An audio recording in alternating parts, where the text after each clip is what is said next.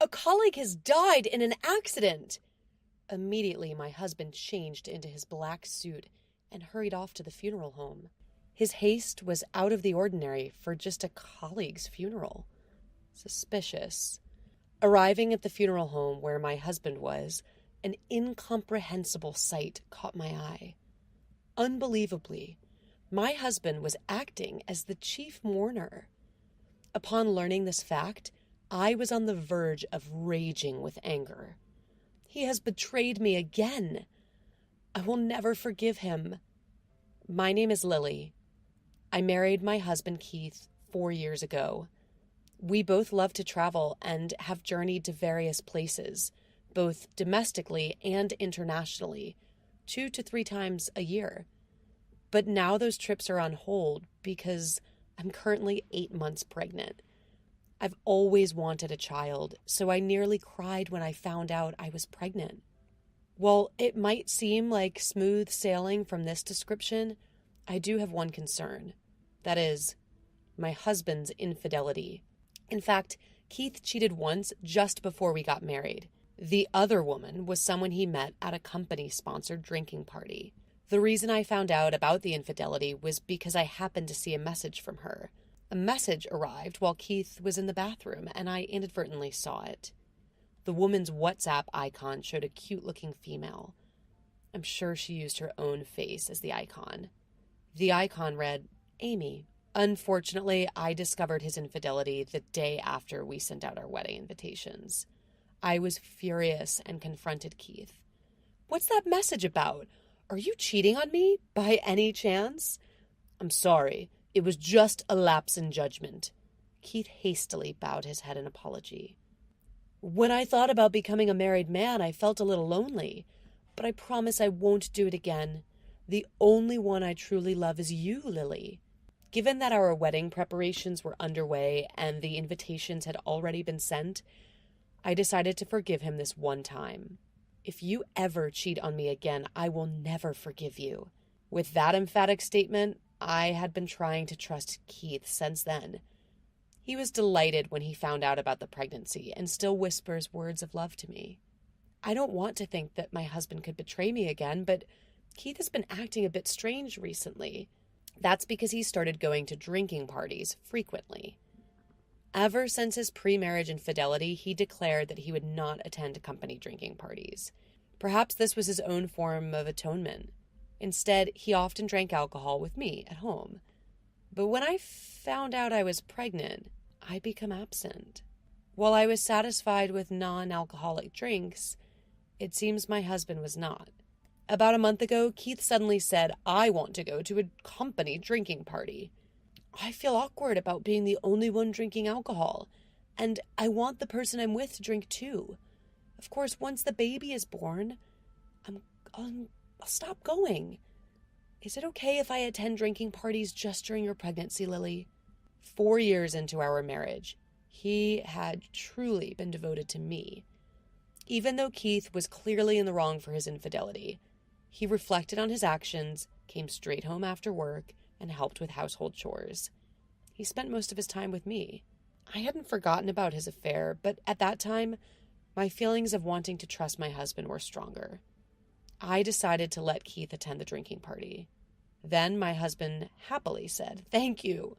Of course, I won't go to the after party. I'll make sure to tell you by the day before when I attend a drinking party. Oh, that's right. I'll also come home with some desserts. What would you like? Well, the strawberry sponge cake from the bakery in front of the station. I'm pregnant, so I need to watch my weight, but it's fine when you're at a drinking party, right? But Keith only informed me about attending a drinking party the day before and bought me a cake just once. After that, he somehow ended up attending after parties, and there were many days when he came home after the day had changed. My heart felt uneasy with my husband's behavior. Feelings of wanting to trust and feelings of anxiety got all mixed up. Still, I felt reluctant to restrict his drinking party since I couldn't drink alcohol myself. I didn't want to bring up his past affair either. I have no choice but to trust. So I reassured myself and waited for my husband's return with a prayerful heart every time he went to a drinking party. That day was sunny, so I decided to rinse the newborn clothes. Having the tiny onesies on hangers to dry, just that made me feel wrapped in happiness. I can't wait to meet our baby. As I thought, with my hand on my belly, Keith, who had been sleeping, woke up. Oh, doing laundry?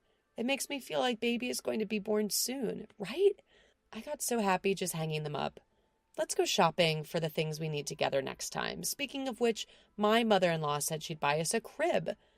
She wants us to let her know when we decide on the one we want. I have had a good relationship with my mother-in-law, who lives in the neighboring town, since before we got married. Our relationship has become even better recently, thanks to my pregnancy. Cooking must be hard, right? She even comes to bring me some dishes. The opportunities to talk on the phone with my mother-in-law have increased. Don't worry, I'll come help out frequently after you give birth back home. Lily, you just need to think about the baby. Leave the rest to me. Her genuine excitement for the birth of her first grandchild makes my mother-in-law's presence very comforting. My husband often says this to me. My mom is really sweet to Lily, huh? I wish she'd be kind to me, too. Not to me, but to our baby. Well, she's really good to me, too. Conversations like this make me think that my anxiety about my husband might be overthinking. I'm about to become a mother, so I shouldn't be anxious about small things. Just when I thought that, Keith's smartphone rang. He seemed to not recognize the number displayed on the screen and had a puzzled expression on his face. Keith, feeling that the incessant call was not just a nuisance call, quietly picked up the phone. Hello? My husband answered the phone with a probing voice. The color drained from his face in an instant. He stood still for a while without saying anything, but then he pulled himself together and left the room. Feeling something was amiss, he turned ashen and began rummaging through the closet. What's wrong? Lily? Where's my black suit? I need it urgently. A black suit? What happened? Don't tell me. Something happened to your parents? No. My family is fine. It's a colleague. She died in an accident. A colleague? Although relieved that his in-laws were safe, there was something odd about my husband's behavior. For just a colleague's accident, he was in a tremendous hurry. Changing into the morning suit I had handed him, he left the house, his bed hair still uncombed. Suspicious. Thinking this, I opened the GPS app. When we were traveling, we once lost each other, and since then we kept it just in case. Was he hailing a taxi? The pointer indicating my husband's location was rapidly moving away from our house. The place where the pointer stopped was a funeral home. Determined, I decided to head to the funeral home, praying that my suspicion was just a needless worry. Keith, sitting in the front row, where usually the main mourner sits, that seat would normally be occupied by the mourners, and that woman. I recognized the face in the portrait. In that woman, Keith had an affair with before our marriage. Her name, I think, Amy. Keith stood up and began to give a eulogy to the attendees. Unable to comprehend the situation unfolding before my eyes, I was frozen in place. I loved Amy with all my heart. I regret not having met her earlier. If I had met Amy before getting married, I wouldn't have married at all. We talked about being together someday, and just the other day my divorce was finalized. I'm deeply regretful that it has come to this. The moment I heard this eulogy, I heard something snap inside of me. Divorce? Finalized? What is he talking about? Lying nonchalantly about being divorced at a funeral? How many times does he have to betray me for his satisfaction? I won't forgive him, never. I confronted Keith, who had just finished his eulogy. Noticing this, he widened his eyes in surprise. Lily? Why are you here? That's not the point. What's the meaning of this? Explain it clearly. I told you earlier, didn't I? A colleague died in an accident. As my husband's voice grew smaller, mine became louder. Why are you the one hosting at a colleague's funeral? You'll give a satisfactory explanation, won't you? That's Will. I remember this woman's face, I can't forget it. She has an unpleasant memory. Why are you hosting for this woman? She's the one you had an affair with, isn't she? My voice drew attention of the attendees. Keith, desperate to control the situation, faced the interested gazes. Calm down, Lily. There's a reason for this. It's not the relationship you're thinking about, trust me. But I continued to press him. A good reason? Let's hear it. If you want me to trust you, give me a satisfactory explanation. And what's this about being, quote, divorced? I'm still your wife, aren't I? I'll explain later. Please, be quiet. My husband gradually became irritated and eventually blamed me. There are people related to her here, don't you know? Isn't it rude? Arguing at a time like this, don't you feel embarrassed? Rude? Who's the one being rude here? You're the one lying to everyone. Look, everyone's watching. You're going to give an explanation that everyone else can accept, right? Explain why you said the divorce was finalized when you haven't even divorced me, your wife. Shut up. Just be quiet for a moment. If you want me to be quiet, then explain it right now. As Keith and I glared at each other, a woman approached and suddenly slapped him in the face. A loud smack sound reached our ears. What? Surprised by the sudden event, Keith let out a startled voice. The woman shot a sharp glance at my husband and raised her voice as much as I did. You despicable man! We were fools for believing in a man like you, both Amy and me. Tears flowed from her eyes as the woman screamed loudly. I thought she should have stayed away from a married man. That you said you'd divorce your wife and that you truly loved Amy, so I supported you. That's why I asked you to be the chief mourner this time. But this betrayal is just awful. This woman seemed to be Amy's coworker. She had heard that Keith and Amy had reconciled about a month ago, and they were seriously considering marriage, so she supported them. Amy, who had no family, seemed to have adored this woman like a sister.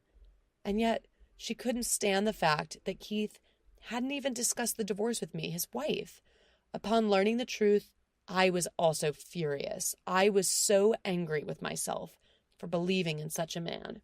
I should have never forgiven him back then. I should have thoroughly condemned him for cheating, even once. I glared at my husband. Didn't I say back then that I would never forgive you if you cheated again?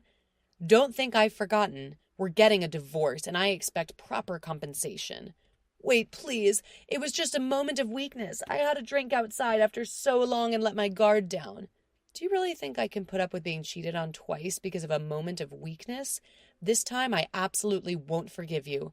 I'm divorcing you no matter what you say. After all, you wanted the divorce, right?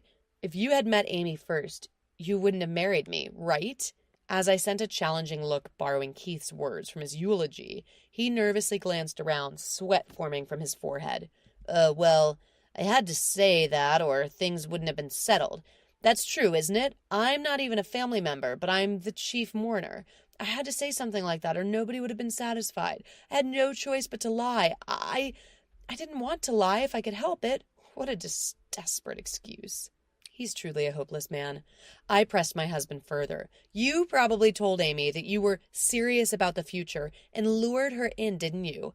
That's why you were in this mess. Stop playing the victim. Yes, Amy is at fault for cheating, but you created this situation. This is all on you. You reap what you sow. It's Amy's fault for taking those words seriously. Most people wouldn't believe that, would they?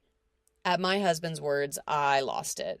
Don't mess with me. What do you think people's lives are, you trash? Becoming single and start your life over from scratch? I'll tell your parents about this. I'll raise this child. A man like you doesn't deserve to be a father. No, I don't want that. I won't divorce you, Lily. I want to build a happy home with you and our child. Cut the crap.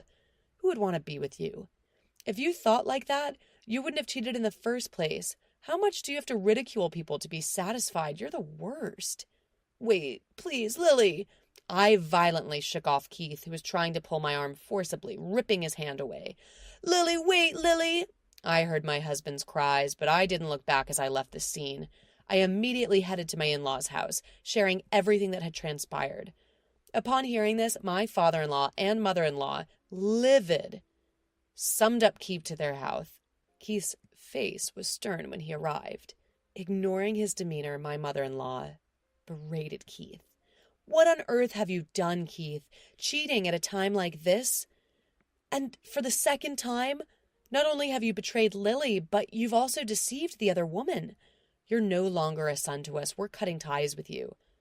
Following the irate mother-in-law, my father-in-law also raised his intimidating voice. You're never setting foot in this house again. You'll carry the weight of your sins for the rest of your life. But Dad, Mom! I gently patted Keith, who was crouching on the floor. Keith quickly lifted his face, his eyes pleading for help.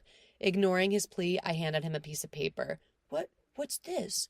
Yeah, it's a divorce paper. You'll fill it out right here, right now. Your parents agree with the divorce. Now, please, write quickly. I don't have time. I have a lot to do, including moving and preparing for childbirth. Are you serious? Can you raise a child alone, Lily? At my husband's words, I could feel myself losing my temper. You're the one who did this. It's too late to worry now. I have no intention of letting a lowlife like you hold our child. I'll rely on my parents, and your parents have said they'll help too. I don't need your help. I'll raise this child to be a wonderful person. Perhaps because I yelled at him with such force, Keith reluctantly signed the divorce papers. The topic of alimony and child support also came up, and we decided he would pay a lump sum amount, 3 to 4 times the average. It seemed like I wouldn't have to worry about money for a while. Afterwards, Keith began working a night shift to pay off the debt he accumulated from the alimony. He was working day and night without any time to drink or date anyone. On the other hand, I gave birth to a healthy baby girl a few months later. I'm currently living at my parents' house, doing the best to raise my child with their help. Even though we're divorced, I still keep in touch with Keith's parents, and they came over to my parents' house to see their granddaughter the other day.